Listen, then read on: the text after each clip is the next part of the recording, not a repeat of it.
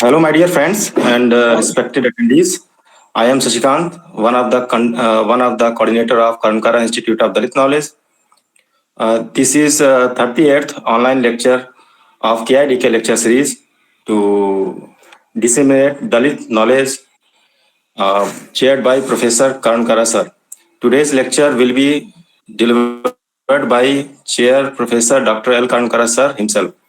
He is a Dalit historian and an expert of Ambedkar writings and speeches. He is about to deliver his lecture on the topic Ambedkar Text 5, Part-2, Annihilation of Caste. Your questions and queries will be taken in the last of this lecture. So I am now introducing my professor. Sir is a Dalit historian and an Ambedkar thinker and former vice chancellor of MGAHV University.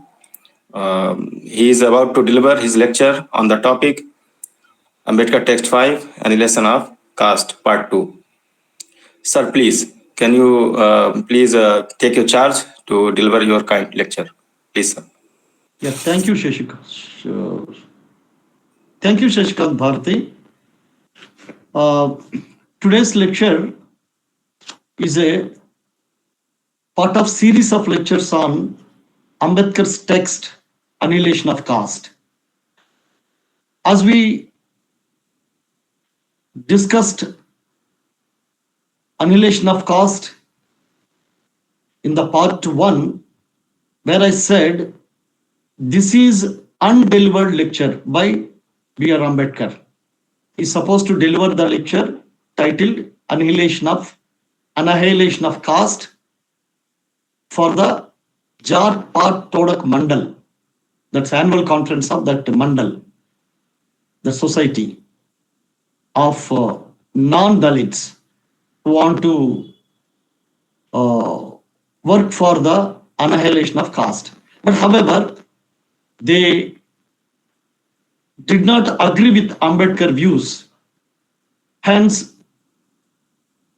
Ambedkar rejected to change anything in his address.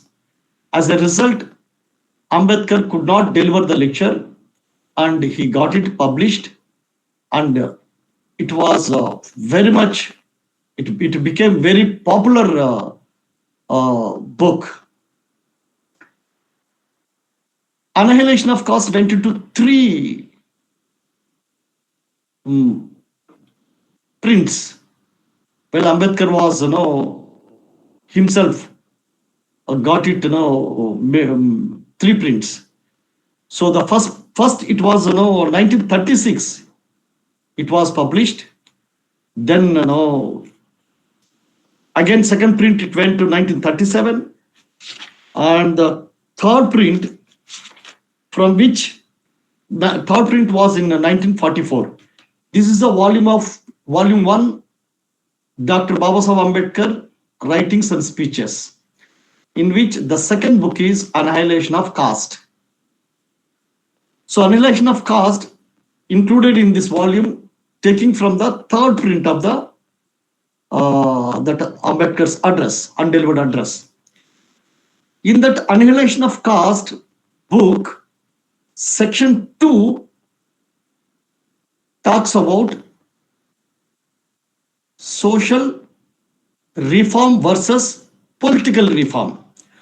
So today's lecture, the first in this series, the Annihilation of Caste Part 1 lecture was about introduction of what Ambedkar want to say in the prologue of the book Annihilation of Caste.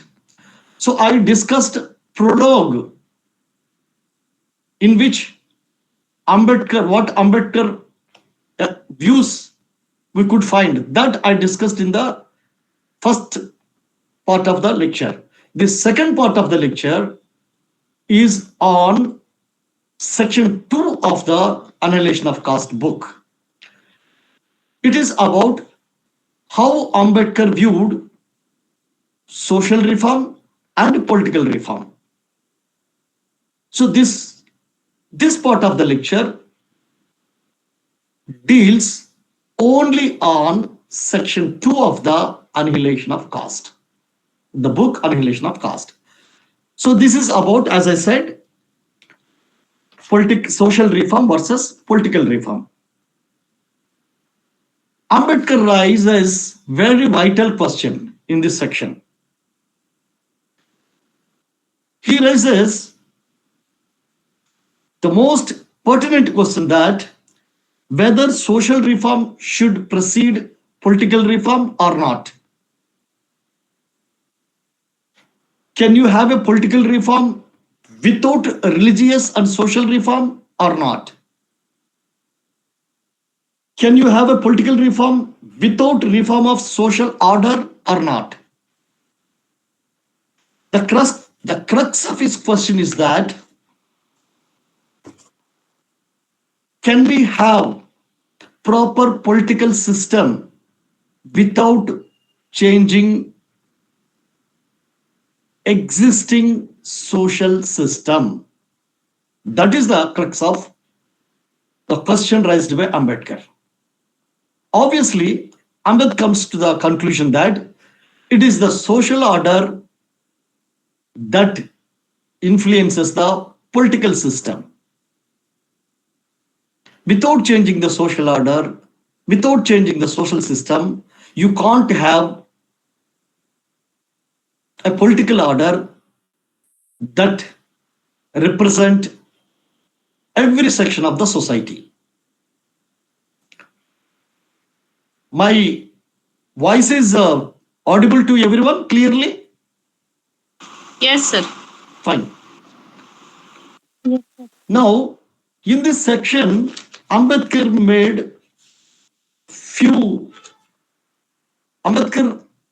discussed few ideas which I would like to place before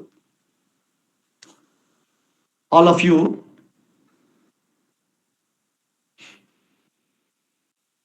Ambedkar observed that in general, majority of educated people only interested in political reform or political movements, not in the social reform, not in the social movement. This is the first observation Ambedkar made in this section. So let me first discuss about what it is all about. Majority of the educated people work for political reform, political advancement, but they are indifferent to social reform or social advancement. Now look at the present day. When we apply this statement, even today, it is Ambedkar made this statement a part of his Annihilation of Caste address in 1936. But today is 2026. 10 years less than the 100 years, means almost 90 years passed. After making this statement, it's almost 90 years have passed. So, have been there any change that this statement has no relevance? No. It has a relevance because society has not changed much. Yes, we have a Constitution of India. Of course, it is written by the Baba Saheb B.R. Ambedkar. As I know, Ambedkarites proudly commit publicly to the constitutional morality and constitutional culture. The question is that whether society has changed, because Ambedkar is not expecting the constitution to change the society. Ambedkar expecting there must be some kind of social movement for the change of the society, for the reform of the society, so that constitution could be effective. After all, what is the meaning of the constitution? Constitution of India is nothing but rule of the law. It's a law book. Constitution of India is a law book. But unless you follow the law, Law has no effect. Suppose there is a red light on the road. You are going by bike. If you don't follow the rules, if you break the red light, then you will be punished. You will be fined. Suppose if there is a big rally of 10,000 people on the road, then there is a red light. Scooter rally or bike rally,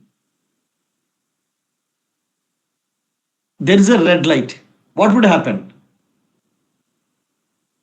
Red light would be switched off, and the scooter rally or two-wheeler rally, bike rally will be allowed to pass over.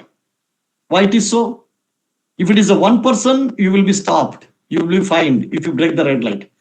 If it is 100 people going by the bike rally, then the authority stops the red light and allow the bike rally to cross over the red light. Why it is so? Because majority has to accept the rule. If suppose all those 100 or 1,000 bikers, they say that if they tell the authorities, no, don't stop the red light for our sake, don't disturb the traffic on the road. Wherever the red light is there, we stop at the red light. Then we go only when it is green. Then police certainly don't switch off the red light. But here the question is that whatever the majority says, that becomes the norm. If it is not law, here it is a norm, not a law. Law says at the red light you should stop. But what is the norm? If majority people don't want to follow the rule, then that becomes a norm and it is allowed to happen. See, it is not the case of only traffic, red light. It is the case of the society also. In general, with regard to status, with regard to resources, sharing the resources, with regard to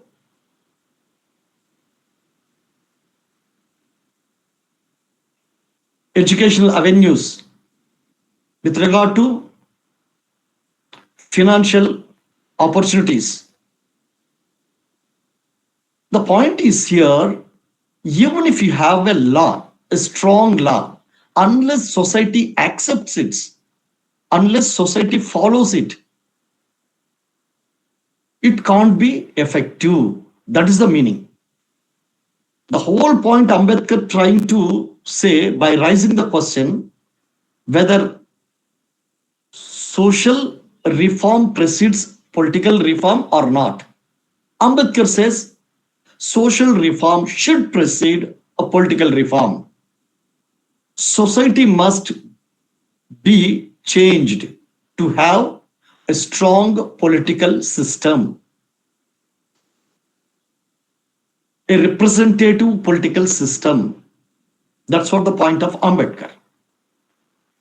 Suppose if law is not acceptable to many, what would happen? For example, dowry. Dowry is banned under the law.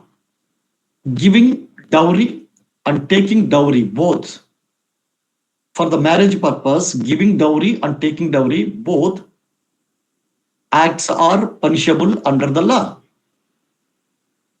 Same is the case of corruption, bribe, giving bribe and taking bribe for doing some work or for not doing some work, official work. So taking bribe and giving bribe, both are punishable acts. Does that mean, could we say confidently there is no dowry takers or givers in the society as on date? Or could we say confidently there are no bribe givers or takers. Could we say?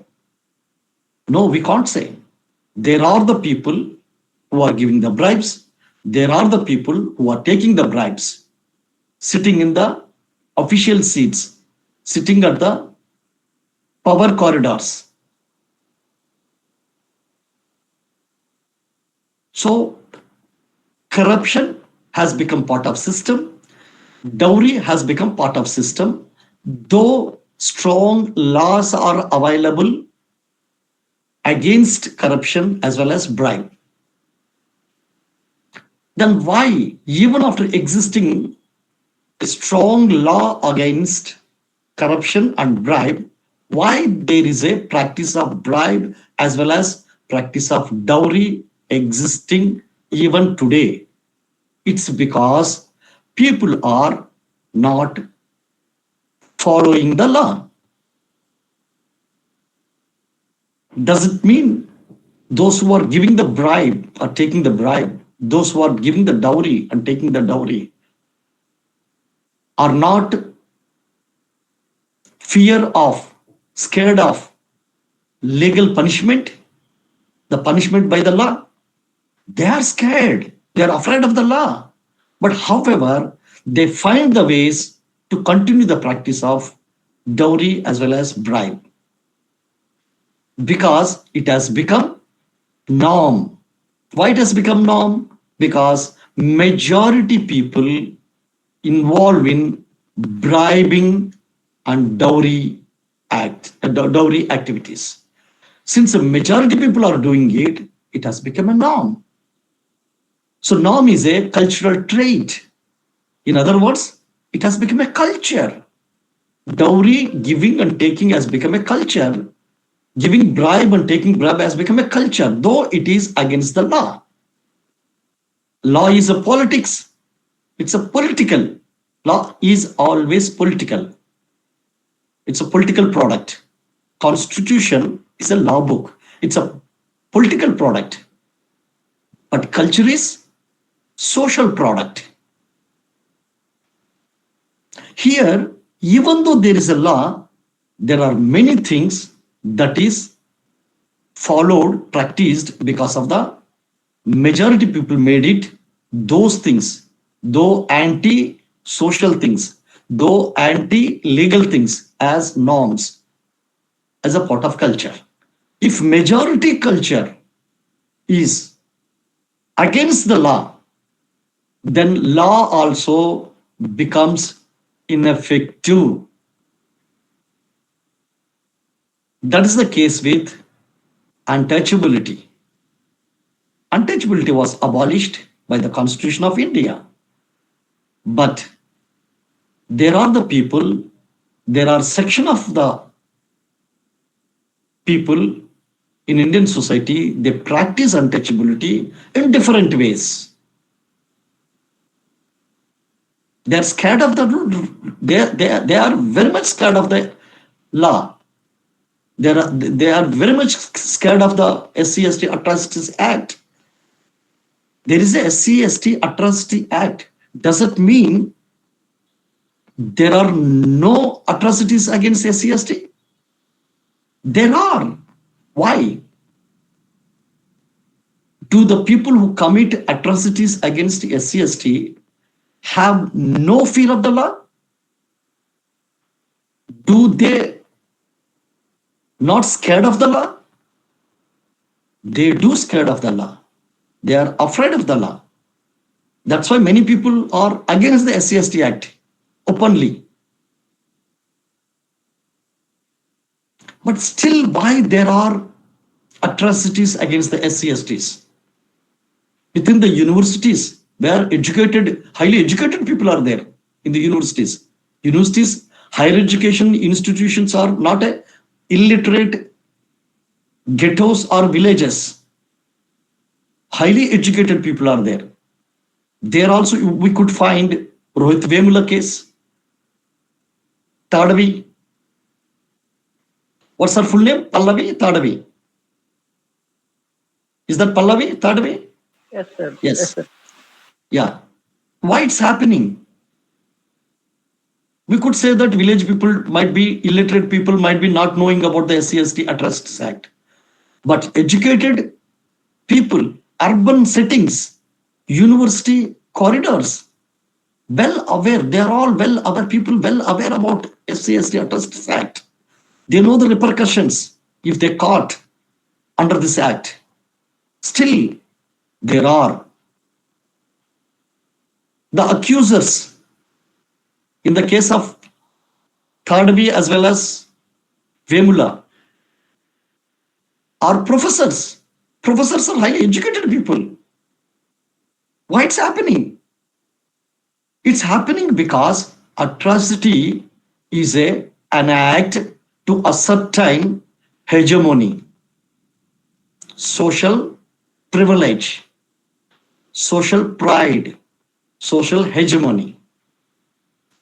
And the people who don't want to lose their hegemony over the society, their privilege over the society, their privileges in the resources, they are perturbed with the people from the SC/ST becoming equivalent to them. That is why they want to make it's a norm, it's a part of culture to commit atrocities. So, what is the solution? That's what Ambedkar raising in this section 2 of Annihilation of Caste, that social reform versus political reform. We all engaged with the political movements. We all engaged with the laws, legal remedies given by the Constitution of India. But we are forgetting the core question which Ambedkar raised in the section 2 of the Annihilation of Caste. That is, without social reform, you can't have effective legal remedies. Yes, we have SC/ST Atrocity Act. Yes, we have very strong Constitution of India where untouchability is abolished. Yes, we have Constitution of India where many legal remedies are there to provide opportunities to SC/STs. But if some people try to stop those things, what to do? You have to go to the court. Again, legal remedy. So going to the court means the question of specific incident. Say, for example, Rohit Vemula case. You have gone to the court. Pallavi Thadvi case. You have gone to the court. It's a specific cases. And court thought to prepare a stringent laws. That's what UGC laws hold the cases about. And there is a very huge sections of the society went against the UGC laws. Suddenly there was a stay. Same court, same bench asked the UGC to prepare the laws. Same on the guidelines given by the, same on the directions given by the same bench of the court. When there's so much huge and cry against those laws, immediately same court and same bench of the court stayed it. What does it mean? That means if majority here, the people who went against the UGC law, in fact, they are minority. The people who are mostly Brahmins, Kshatriya and Vaishya, whom Ambedkar says Savarnas. The Savarna people who went against the UGC laws, they were minority, numerically. But their voice is very strong in the social media, on the road, in the media outlets, in the TVs, in the newspapers. They are very strong. Their presence is very strong. Hence, the whole society came under the pressure or influence of the narrative set by the people who are stronger. So what does it mean? Ambedkar want to say that even if you have, when we apply these cases, all these things, this UGC laws case, and SCST Atrocities Act, and reservation issues, these are all can survive only when society accept it. If society doesn't accept it, those laws will become weak. Are you understanding? There was a one, at one point of time, there was an effort to change the SCST Atrocities Act, to weaken it. So and suddenly there was a opposition to weaken the SCST Atrocities Act. Mostly Dalits who led this movement against the weakening the SCST Atrocity Act. And what happened then? Then SCST Atrocities Act was not weakened, it was made more further stronger. Why it was so? Dalits were also very minority in comparison to rest of the sections of the society. Even then, government listened to the Dalits' voice, and they have strengthened the SCST Atrocity Act.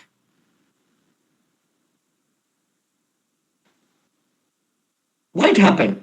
So question is whether you are minority or majority. Here minority means not a religious minority. I am talking. Ambedkar used the term minority in his writings and speeches in the sense of the numerical minority, social minority, not a religious minority. If religious minority, then you are talking about the Muslims, Christians, Sikhs, Buddhists, Jains. Ambedkar was referring the term minority in the context of the social minority. So Dalits are social minority. Adivasis are social minority. Even Brahmins are social minority. Brahmin become majority only when Brahmin becomes Hindu. Because Brahmin is a guru of a Hindu. So when Brahmin becomes Hindu, then Brahmin becomes majority. Why? Because he is representing the total Hindu society. But when Brahmin becomes only Brahmin, he is a minority. That's why Ambedkar avoided the term minority for the religion. In the Annihilation of Caste, he used the term minority only in the social context. So being a minority, Dalits and tribals, they also fought for strengthening the SCST Act, and it got strengthened. UGC, against the UGC Act that provides remedies to the SC/ST OBCs in the universities, Brahmins and other Savarnas, they fought against it, and it got stayed. They are also minority. Brahmin also minority, and all three Savarnas are minority.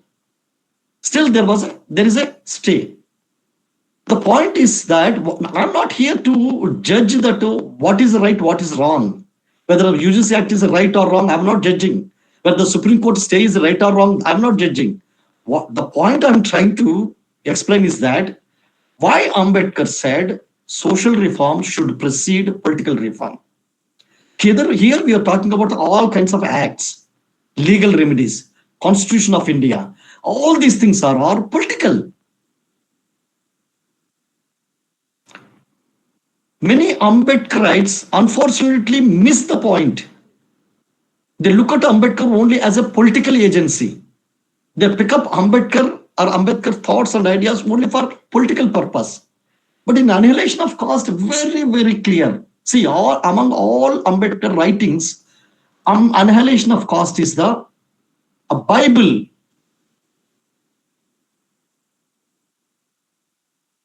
What is Communist Manifesto to the Marxism? See, Karl Marx wrote many books, but Communist Manifesto is the Bible for the Marxists. The same way for Ambedkar writes Annihilation of Caste. Ambedkar wrote many books, but Annihilation of Caste is the Bible for the Ambedkarites. Like Gandhians. Gandhi wrote many books. But Swaraj Hind, not Hindu, sorry, Swaraj Hind. The Swaraj Hind is the Bible of the Gandhians because it praises the village economy, everything, small scale industries. That's a different topic.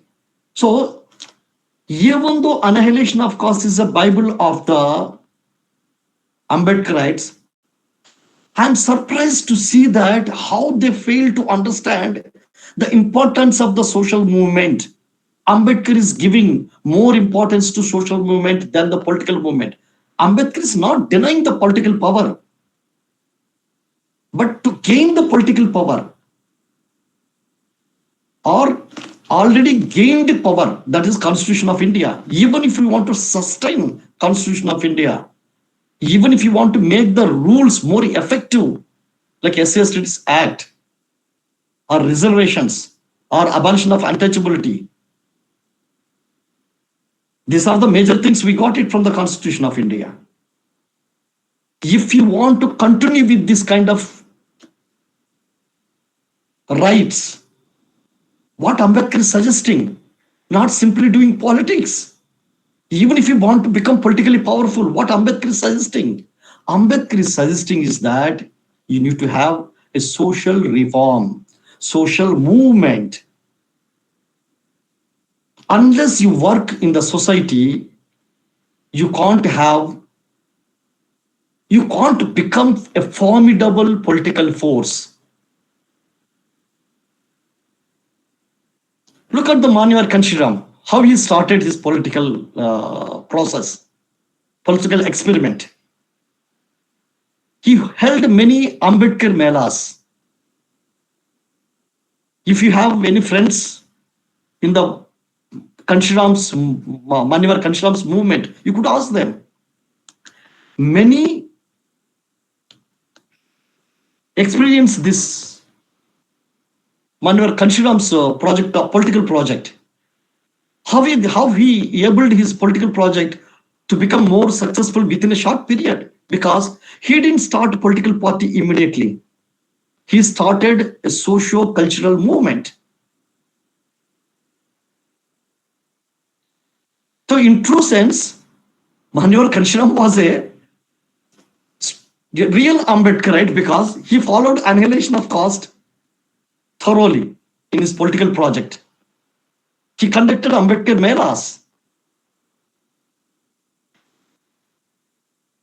So the question is that if you don't have social movement, your political movement will be weaker. Today you think about the Dalit movement at present day. Why today many people believe that Dalit movement has become very weak? Why? People generally accuse personalities, leaders, but that's not the root cause. Some people criticize Behan Mayawati. Some people criticize Ramdas Atwale. Some people criticize Prakash Ambedkar.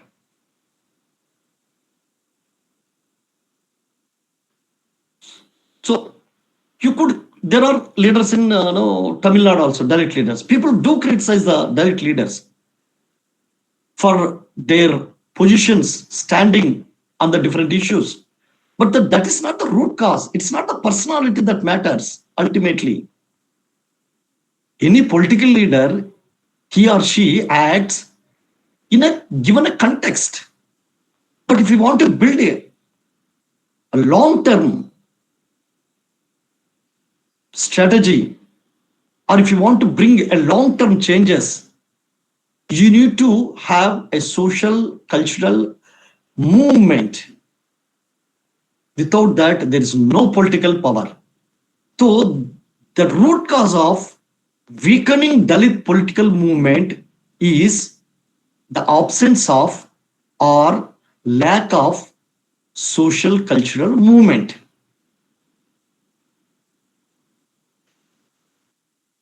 You could even lose whatever rights you have earned if you don't have strong social movement. That's why intellectuals are important. When Kanshiram was alive, there were many intellectuals who were interacting with Manivar Kanshiram, and Manivar Kanshiram also interacting with the intellectuals. Manivar Kanshiram used to talk about Gail Womet's books. Gail Womet was an American Indian scholar. Her books he used to teach in his cadre camps. What does it mean? Like Kanshiram also used intellectual capital to build his political, social, cultural, as well as political movements. Where is that today? Is there any politician who is interacting with the Dalit intellectuals? No. There are no Dalit politicians who are interacting with the Dalit intellectuals. See, Dalit intellectuals supposed to do their intellectual job. They should not do the practical politics. And politicians supposed to do politics. Of course, they can't become intellectuals because they don't have time to read the books. In that case, the politicians should take help of the intellectuals, organic intellectuals. In some political parties, forget about the organic intellectuals. I don't want to name the party, otherwise you people criticize me. Very unfortunate that there are Dalit parties today, not a single party has a space for intellectuals. No space. Dalit leaders don't have time to interact the intellectuals. We know politics is a 24 hours job. They can't have a time to read books. And it is not their job to theorize the politics, theorize the society. It is the intellectual job.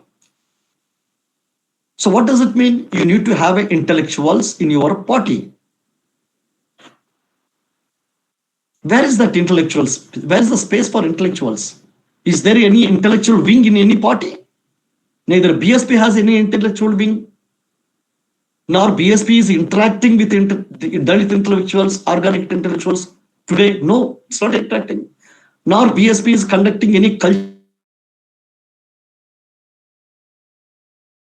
That social cultural movement should precede the political movement. How Ambedkar supports his thesis. Ambedkar has to support his thesis that social movement should be the main foundation of the political movement. Ambedkar quotes, Ambedkar analyzes Indian history as well as Western history, the world history, European history. Let me read out because I don't want to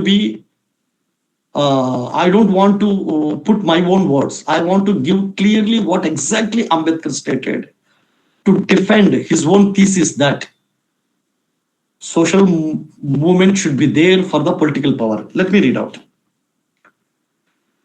Quote, on the generally speaking, history bears out the proposition that political revolutions have always been preceded by social and religious revolutions. This is his proposal. Political revolutions, generally speaking, history bears out the proposition that political revolutions have always been preceded by social and religious revolutions. The religious reforms, now he is taking the examples from the Western society, European society, to support his view that it is all over the world, throughout the history, be it in a European society, be it in an Indian society, irrespective of what is the society, irrespective of what is the context of the history, throughout the history in the human society, it is the social reform movement that has given political power. So, taking examples from the Western society, Ambedkar explains the religious reformation started by Martin Luther was the precursor of the political emancipation of the European people. In England, Puritanism led to the establishment of political liberty. Puritanism founded the New World. It was Puritanism which won the War of American Independence, and Puritanism was a religious movement. The same is the fine. See, Ambedkar took two examples from the European society. One is Martin Luther movement. If you don't know Martin Luther movement, you go and study or Google it or find it from somewhere, books, read some authentic books. What is the Martin Luther movement? Martin Luther movement was against the Catholic Christianity, against the Pope. So he created a Bible in the language of German language. So Bible was translated into popular languages. With that, what happened? A kind of non-Catholic Christian cultural, socio-cultural revolutions happened within the European Christian society. So Ambedkar want to say that this reformation of the Martin Luther, it was a precursor, means it founded the roots for the political emancipation of European people. Same is the case with England. In England, Puritanism, that is a religious movement as far as Ambedkar is concerned, that gave the way for the political power of the people in England. Now he is coming to the this Muslim nations. Now Christian nations over, now Muslim nations is coming. He is giving an example. The same is the true of the Muslim empire. Before the Arabs became a political power, they had undergone a thorough religious revolution started by the Prophet Muhammad. Ambedkar says that it was because of the Prophet Muhammad religious movement, Arab countries became politically powerful. Arab nations became politically powerful. So again, Ambedkar want to say, he took the two examples from the Christian world and he is taking an example from the Muslim world. Now he is coming to the India. He is taking the example from the Buddhist world. In India, his first example is Buddhist world. That is, the political revolution led by Chandragupta was preceded by the political revolution led by Chandragupta Maurya was preceded by the religious and social revolution of the Buddha. It was the Buddha's teachings, Buddha's social and religious revolution that made the Maurya dynasty to become powerful. That's what Ambedkar is giving the example. Now he is coming to the Maharashtra. He is giving an example. The political revolution led by Shivaji was preceded by the religious and social reform brought about by the saints of Maharashtra. It's because of the saints of Maharashtra, their social religious reforms that made Shivaji, Chhatrapati Shivaji, to become a strong political power in the Maharashtra. That's what Ambedkar wanted to say. Again, now he is going to the Sikh society. He is saying the political revolution of the Sikhs was preceded by the religious and social revolution led by Guru Nanak. Guru Nanak social and religious revolution made Sikh society to become politically strong. Have you heard about the name of the Sikh, the great Sikh king, Ranjit Singh? He established the Sikh empire. So it was because of Guru Nanak's socio-religious revolution. So finally, Ambedkar says the emancipation of mind. Understand? The emancipation of the mind and the soul is a necessary preliminary for the political expansion of the people. then emancipation of the mind and the soul is a necessary preliminary for the political expansion of the people. So Ambedkar took the examples from the Christian world.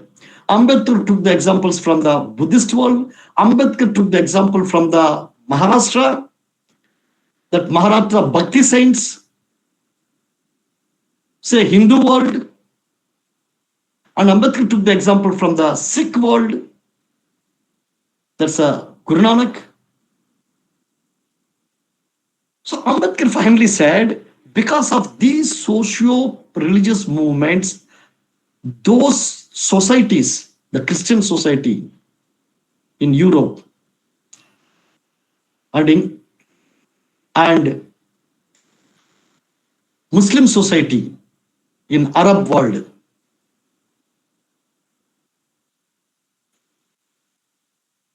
Buddhist society during the Maurya's time, Sikh society during the time of the Ranjit Singh, Hindu society during the time of the Shivaji.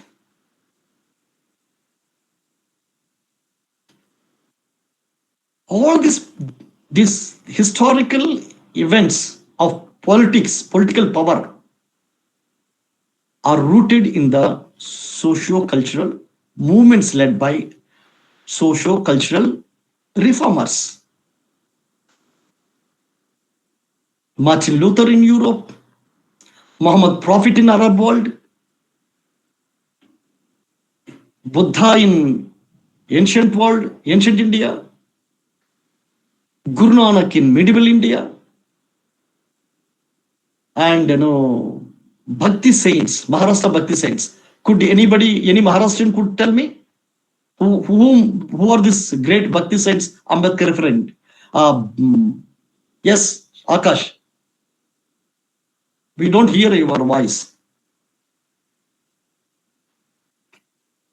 Saint Ramadas?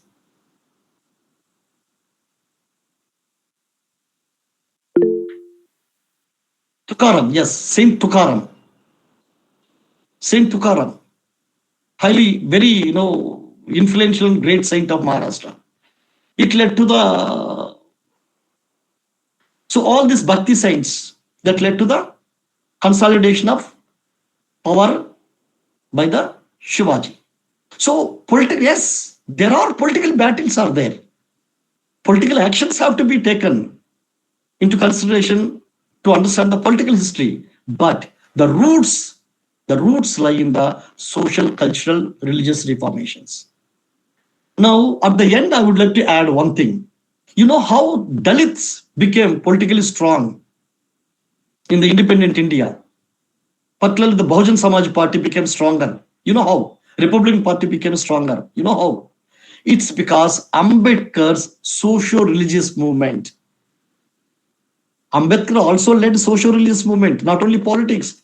People talk about only Ambedkar's politics.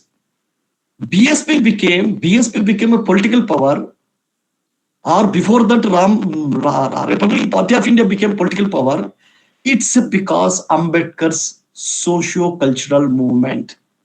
The movement, socio-cultural movement, Dalit socio-cultural movement led by Ambedkar preceded Dalit political power, Dalit political movement. And everything has an expiry. Try to understand. Everything has an expiry. So history needs at a different level, at a different phases, history needs reorientation. So where is the socio-cultural movement at present in Indian society led by Dalits? That is why there is no strong Dalit political power. This applies not only Dalits, since it's a Dalit knowledge institute, I'm talking about Dalits. The same thing could be applied to Adivasis also. If you want to have Adivasi political power, strong political power, you need to have Adivasi socio-cultural movement.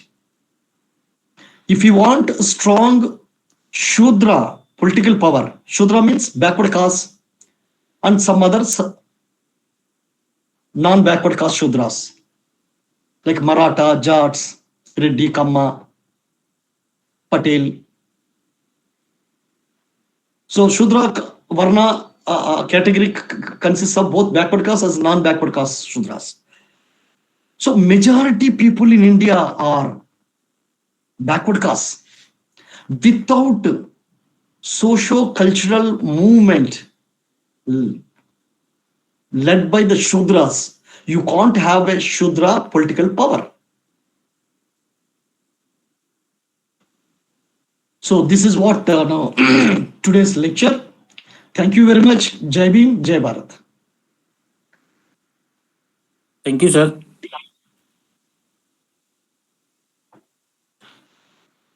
Akash, you are not audible. Let me proceed. Thank you, sir, for your mind-blowing lecture to explain the annihilation of caste, an undelivered lecture of Dr. Babasaheb Ambedkar, later on published by himself. This was a fantastic explanation of social reform and political reform under the topic Annihilation of Caste, Part 2. And now we are proceeding with the question answer session. Those who want to ask question, please raise your hand. Please.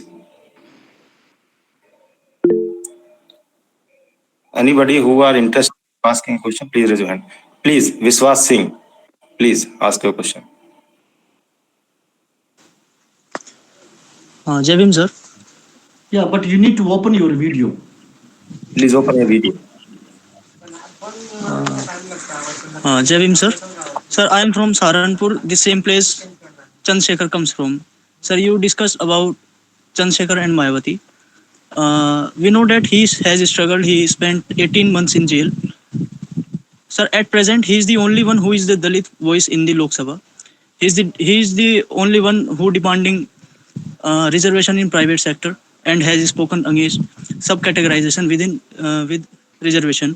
And he recently supported the UGC Act, whereas others could not speak as strongly or clearly on it. While we see BSP and Buaji Mayawati compromising with her ideology. So my only question is, how can we not support Chandrasekhar? How can? Thank you, sir. Pardon me, how can? What is your last word? How can?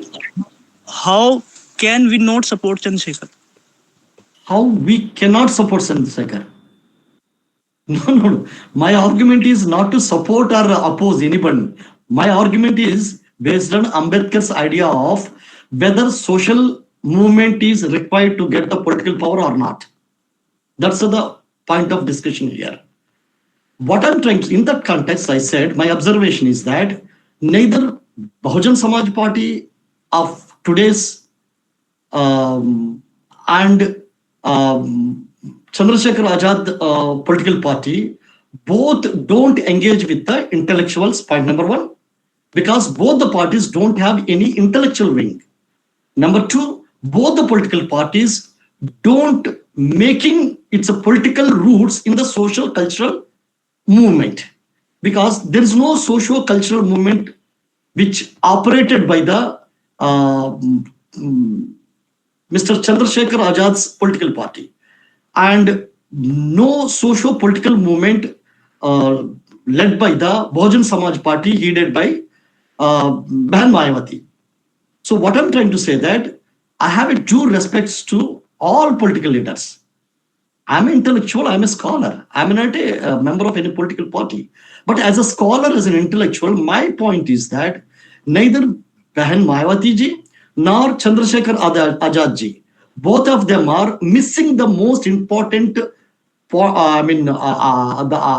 view of Ambedkar with regard to political power. Ambedkar's thought with regard to political power is political power has a roots in the social power. If your social power is strong, your political power is strong.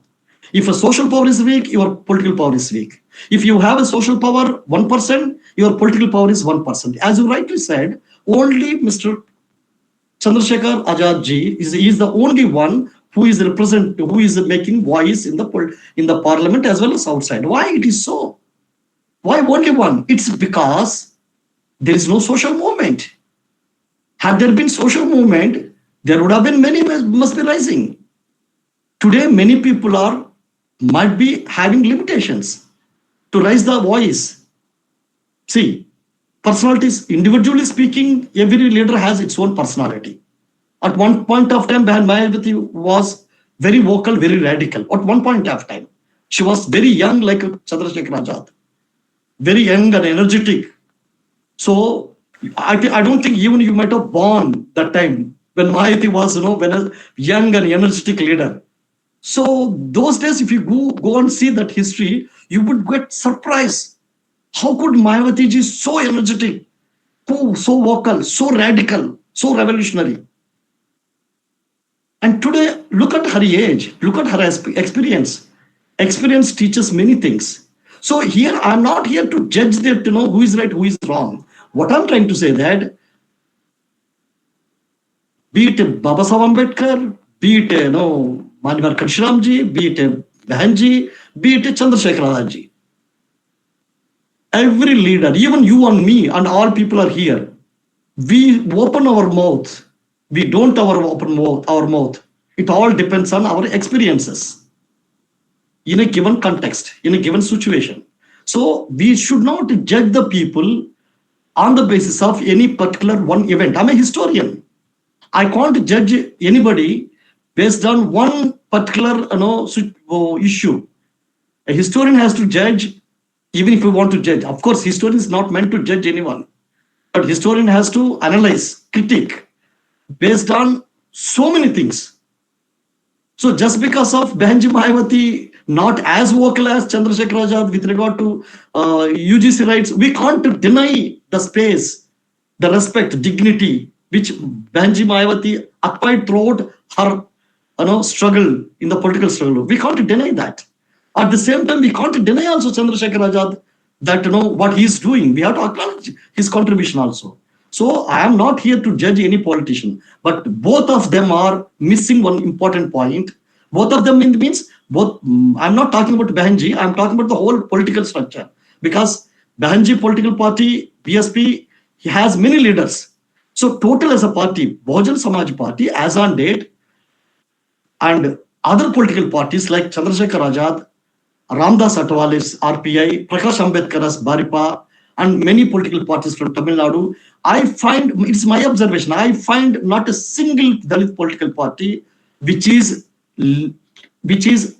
conducting, operating, or leading any Dalit socio-religious cultural movement. If you want to tell more, I will tell, taking the examples from the Ambedkar's book. I will tell, if these political leaders really want a strong, formidable political force, they want to become, the best thing is that to start with the socio-cultural movement. See, people like you, the educated people in the universities, fighting for your rights only. Again, it's a political and legal. You are fighting for your reservations. You are fighting for your SST Act to implement properly. You are fighting for your promotions. Teachers are fighting for their promotions. And UGC, to get the better rights. These are all materialistic things. These are all legal. We can get through legal remedies. But how? How we can strengthen ourselves? It's a social movement, cultural movement, which is totally absent. Totally absent. And I can't say that, Ambedkar is wrong. I can't say. How can I say? And Ambedkar, just because Ambedkar said, we no need to believe. Ambedkar says with the proofs from the history. I'm not asking you people to believe whatever Ambedkar said here, that social movement should be there for political power. Why I'm saying that Ambedkar supported his view, his thesis, taking examples from the history. So that we can't deny. So this is what we need to conclude, that without a social movement, if Chandrasekhar Azad ji want a strong, formidable political party, he should start a social movement. Of course, he no need to lead the social movement, but there must be a political support for the Dalit social movement, because his political party will get benefit. if there is a strong social movement. The same is case with BSP, same is case with any party. Yes, any other question, please? Okay, thank you, sir. Anybody who want to ask question, please raise your hand. I think, sir, nobody is here. So we conclude the session. Okay. With the permission of the chair, on behalf of KIDK, I warmly thank Professor Dr. L. Karunyakara, sir, a respected Dalit historian and a Ambedkar thinker, for chairing today's session, as well as his wonderful lecture as a key speaker on the topic Ambedkar Text 5, Annihilation of Caste, Part-2. Professor is a former Vice Chancellor of Mahatma Gandhi Antarashtriya Hindi Vishwavidyalaya, a Central University, Wardha, Maharashtra, and an expert of Dalit affairs as well as Dr. Ambedkar writings and speeches. Our sincere thanks to all the participants and attendees of the 38th online lecture in the KIDK lecture series. A special thanks to our coordinators, Dr. Sukeshni, Dr. Darshana Misram, Dr. Smita Bhagat, Mr. Akash Kobragade, Mr. Shreyat, and Mr. Vijay Kumre for their continuous efforts and support in making this session successful. This lecture series started on Ambedkar Jayanti 2025 continues to spread knowledge and new ideas in the field of Dalit studies. Just one sec. Before closing, just one sec. You must thankful to the people who could see on the participants also. Yeah. Yes, sir. Yes, sir. Participants and attendees. Thank you once again to everyone for your valuable participation. No, take the names of the each participant. Very few only there. Okay. Thank you, Dr. Bechalal, sir, Dr. Kiran Kumre, ma'am, Dr. Mr. Raj Kumar, Mr. Viswas Singh, and Rahul Dev, and Suhas Kamlakar, Mukul Bhaisare, and Amit Kumar Ghosh, and Varsara Fuljele. Thank you once again to everyone for the valuable participation. And before we close, please don't forget to subscribe to the Dalit Knowledge YouTube channel, where this recorded session will be uploaded soon. Jai Hind. The session is over.